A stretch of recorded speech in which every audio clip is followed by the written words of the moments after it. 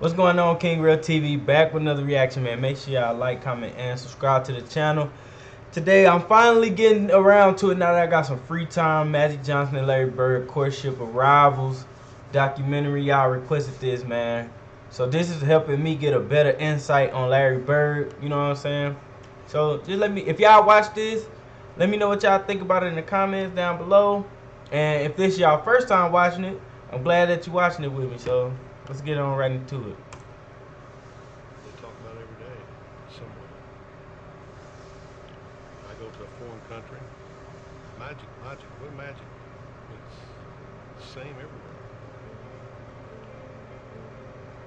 So were they friends, like off the court, like friends?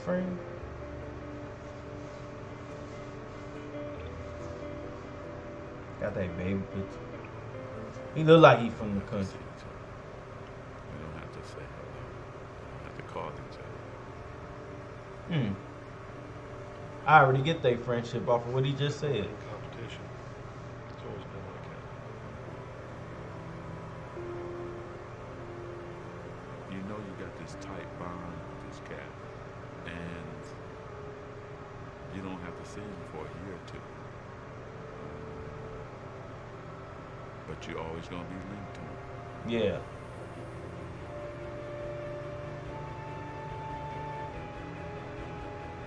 We got this connection. It's never going to be broken. Right to our graves. They'll be talking about this 100 years from now.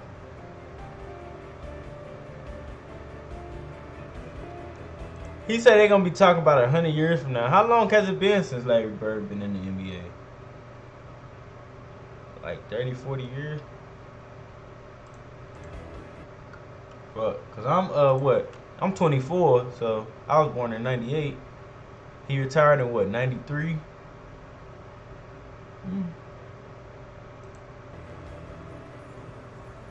I was 30.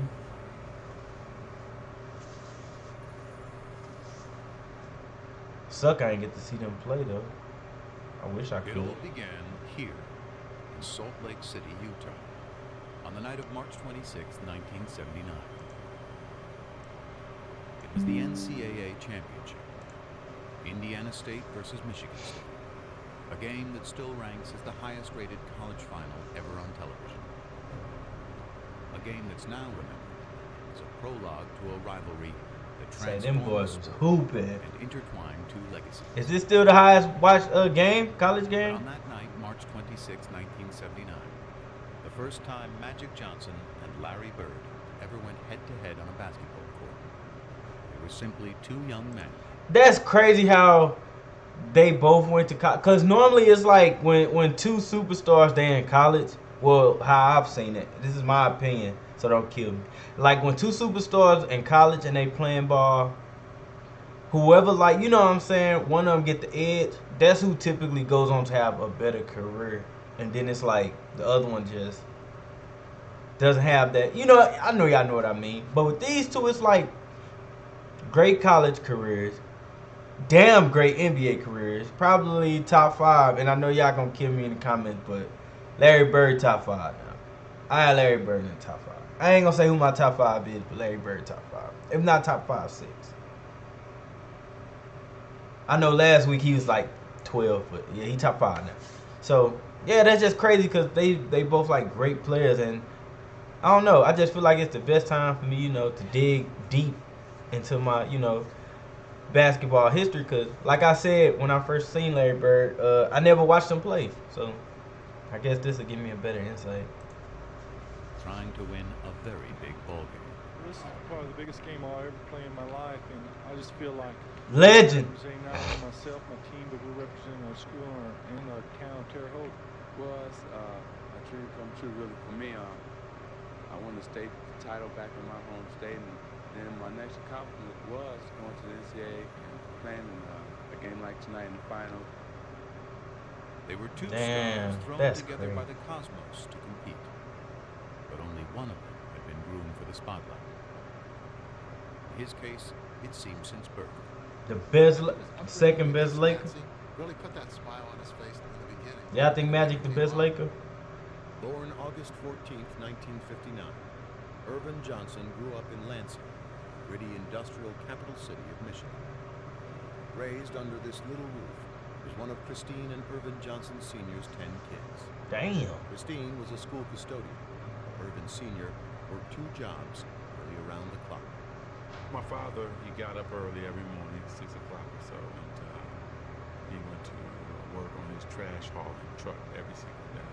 Around noon, he would come home, catch a nap, and then he worked for General Motors for 30 years. And he won an award for never being late and never missed a day.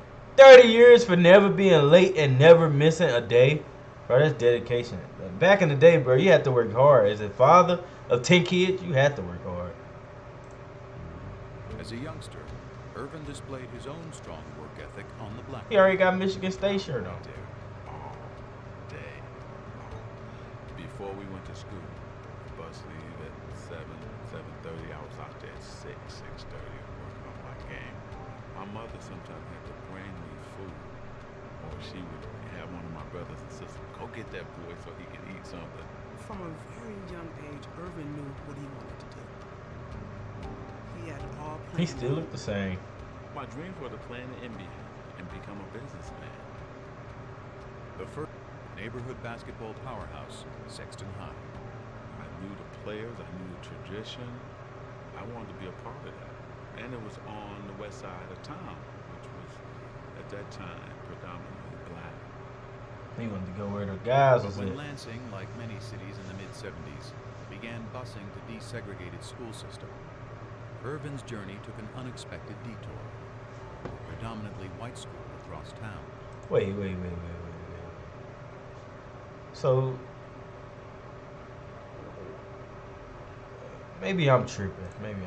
My first day at Everett High School was my first time I really had to understand there was a race problem.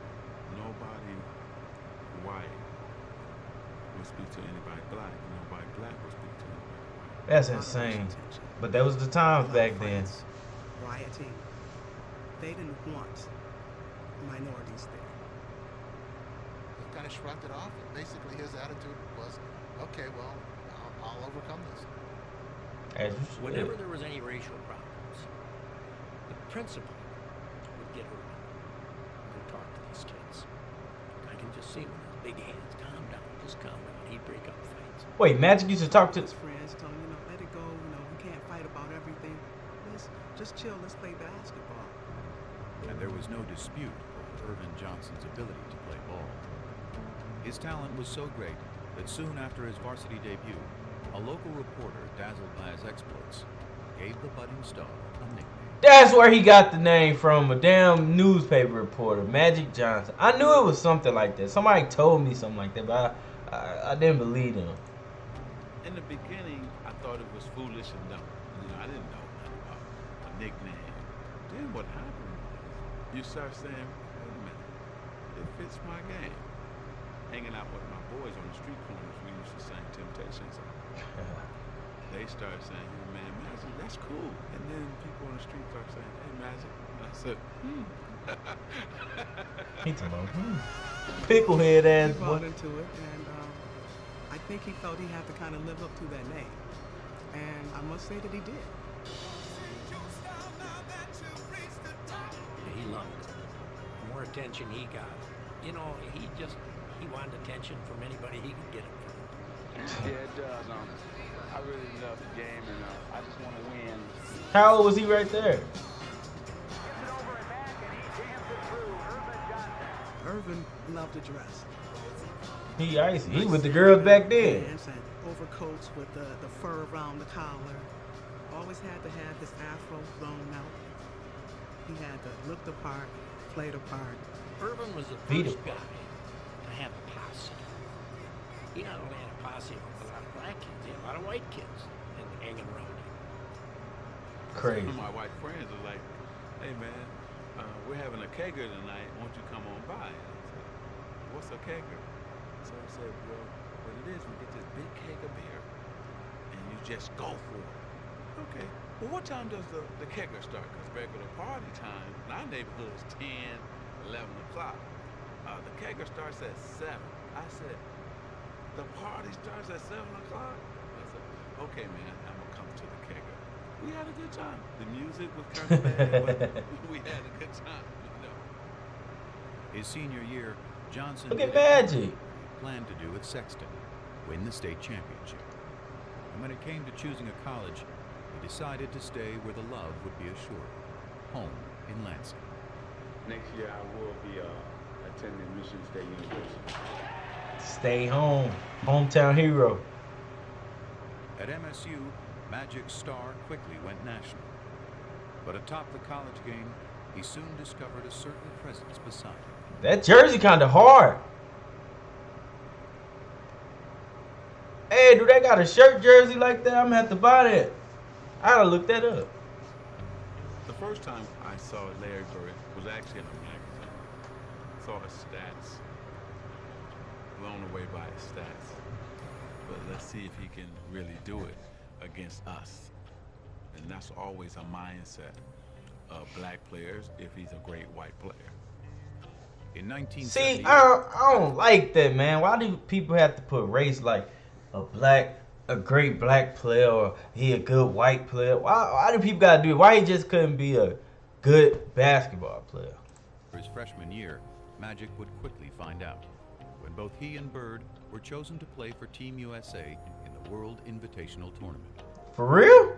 They would put Larry Bird and I on the same team together to scrimmage, right? It was blowing my mind because he's dominating Jack Givens, Player of the Year in college basketball. Larry Bird is eating him alive. What was the stat? I couldn't wait to call home to tell my boys, man, this dude named Larry Bird Two is for dimes? real. Oh! This is the baddest white dude I've ever seen in my life. Well, I thought he was very good. There's no question about it. I thought he was probably the best guard on the team. Irvin Johnson, look at that. We didn't get to play a lot. Whoa! You could tell. I think our first game was in Kentucky. We got about a 10, 12-point lead. Man, they put us in. Went to 25, 30, just that fast. Fast break again, 3-on-2. Bro, what if Larry Bird and Magic Johnson played on the Lakers together? Or the Celtics together, they whole career? How y'all think that would have went? Griffin. And that steal by Larry Bird. Take us out, the league go back down, put us back in. That's Bird and Johnson. The show start again. When you play with Magic, Damn. there's something about it. You want to make that extra pass. You want to get that rebound and start to break. We came down a couple times. I go behind my back, no look to him. He no look back to me. And I'm laying it up. I'm saying, oh, man. Here's that last play. Magic Johnson going in. Crazy. Look at that commit. Puts it back off inside to Johnson. Super basketball. This guy got Super game. basketball. That boy Some got game. wonderful moments on the court, but they probably spoke to each other 4, maybe 5 times during that entire time period, and it was more like, hello, how are you this morning, Larry? I'm good, Magic. What'd you have for breakfast? Don't remember. Have a nice day. But such curtness was hardly strange coming from Larry Bird, who was not only one of college basketball's best players, but also its biggest enigma. I think he was a mystery to the extent that he wanted to be a mystery. He didn't enjoy doing interviews. He didn't go out of his way to do them. He wasn't particularly good at them. He was kind of like, hey, this is who I am. You want to know who I am? Watch the game. That's who I am. I start to read materials. Look at young Larry. And you don't enjoy talking to newspaper people. Well, you know, there's different kind of newspaper people. There's people that try to push you. You know, there's people try to get things out of you. Things don't even pertain to basketball, and them are the type of people I like to stay away from. Yeah, keep about his who? family. He didn't want his mother to have to deal with that, or his siblings to have to deal with that. You got to remember where Larry came from. You know, Larry was raised in a 2 or 3 room house on a railroad track. Their family probably lived on $50 a week. He was raised tough. Damn. Larry Joe Bird grew up in southern Indiana, in the twin towns of French Lick and West Baden. The Valley, as locals call it, was a tough working class area. Tiny and remote, it was one of the poorest places in the state. I didn't know that people made millions of dollars. I didn't know that everybody had a family car. I was in my own cocoon. I was in a small town with the people I knew, and I thought I'd live there for the rest of my life. Arriving Pearl Harbor Day 1956, Larry was the fourth of 6 kids born to Georgia and Joe Bird. Early on, he and his older brothers earned a reputation around the valley. Dang, all them boys We were look always alike. considered troublemakers. We're either fighting Oh, no, they don't. amongst ourselves, or there was always one of us fighting somebody. Larry was always one that kind of instigated things, you know.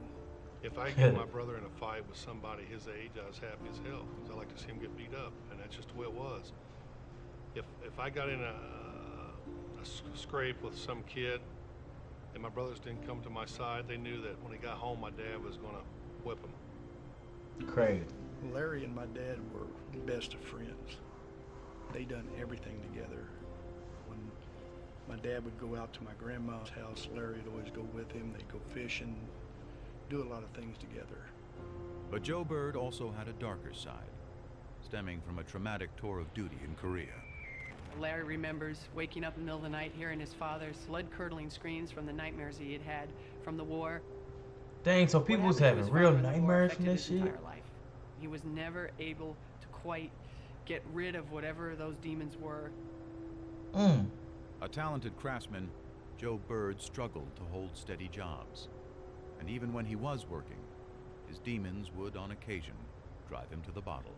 There were times when Joe went out with the guys and had a few beers and the wages didn't come home that night. And that didn't happen every day. It happened once in a while, but when money is as tight as it was for the Birds, once in a while was a major problem for their family. My mom sometimes worked late, and sometimes she had 2 jobs, but that's the way it was. I worked at school during my lunch hours, worked at the local grocery store, put up hay in the summer. I mean, if you wanted money, you had to get it on your own. To young Larry, actions spoke louder than words. He was very quiet, kind of hung to himself a little bit. I saw Larry take an F in an English class because he had to get up in front of his peers and give a speech. So I won't do it. But he just could not get in front of his friends and talk. He was that shy. Of course, next thing you know, when he knew it was time for all of us together at the gymnasium, there he'd be. The minute he'd get a basketball in his hand, things were totally different. Basketball was just, it came to me, seemed like easy. I didn't have the quickness, I didn't have jumping ability. I just thought the game out. By his senior year at Springs Valley High, Larry Bird had sprouted into a star. But Bird was from the valley, hardly a hotbed of talent in the big-time world of Indiana hoops. The first thing they say, well, they don't play nobody down there. He's from French Lick. They don't play nobody.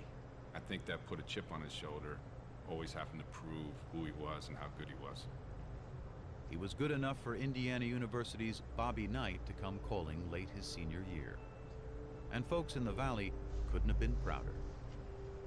Their local hero so he was stayed heading home 60 miles too? north to play ball for one of the best college teams in the land.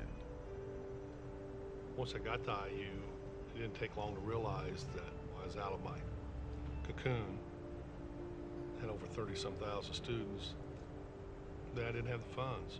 First week and a half, I thought, man, this ain't gonna work. He left after 24 days.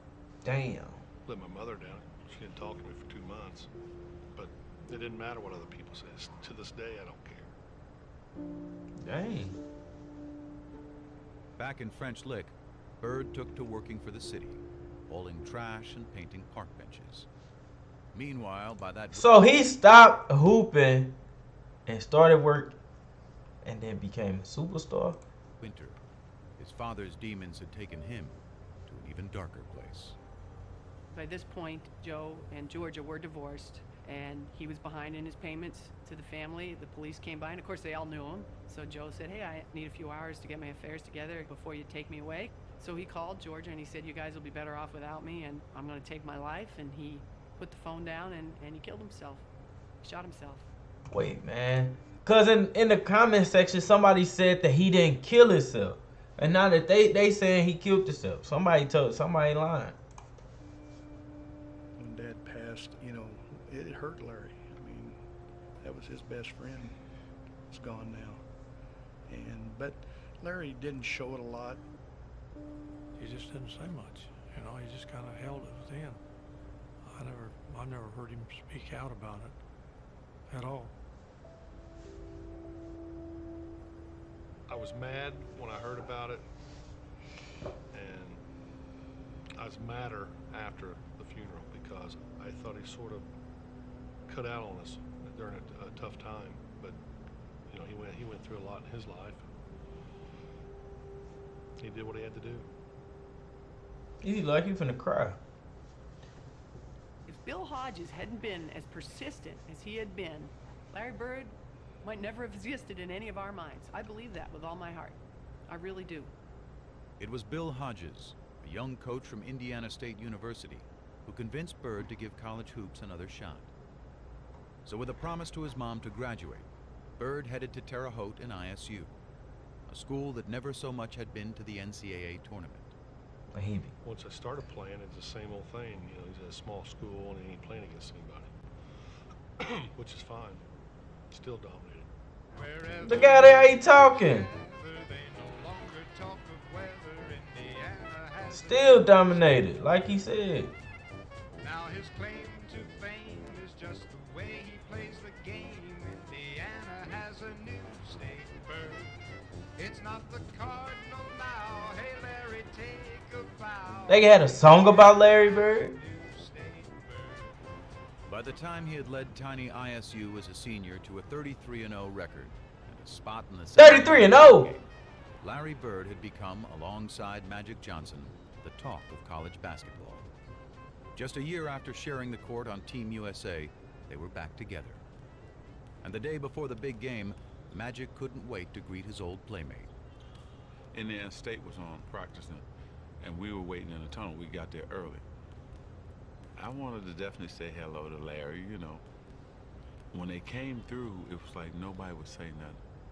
I wanted to go toward him, like his guys, like made sure that he didn't say nothing. And then they kind of start snickering, like, Michigan State, you in trouble. We're going to kill you guys tomorrow. I probably did snub him. I don't remember it, but I'm sure I did. I didn't want any, you know, like I call it love fest, hugging and Okay. high fives. He want to hoop. You're there for a reason. You're there to win a game. Get it done, Bird. It's on now. It is Indiana State against Michigan State. I'm Bryant Gumbel, and the fans here are going bananas. I mean, let's face it, if Larry Bird were black and Is that him? from Chicago, it wouldn't have been as big a deal. They were polar opposites. One black, one white, one outgoing, one shy. That was the charm of the attraction. The Bird against Magic. All the superlatives have been used, and believe me, all of them have been warranted. Heading into the tournament, Magic was the bigger star. But by tip-off, it was Bird, having hardly missed a shot in the semifinal, who had become the focus of fans, and more importantly, of Michigan State. We actually had two men on Larry everywhere he went. There he is, Dick. Look at they have him sandwiched in completely. I'm surprised they didn't play a box on one. You know, 4 guys on Larry and 1 on the other 4, because they didn't have a lot of talent. You know, if you stop Larry, you pretty much stop them. Look at the pressure around him. 2-3 men. Oh. I didn't play well at all. Biggest game of my life, I didn't play well. Way short. I think our length and our size, our jumping ability was able to bother him. Come on, Larry. I didn't shoot well. Missed, I think, 3 free throws. Larry Bird has had a cold shooting night. I battled him, but I didn't have it.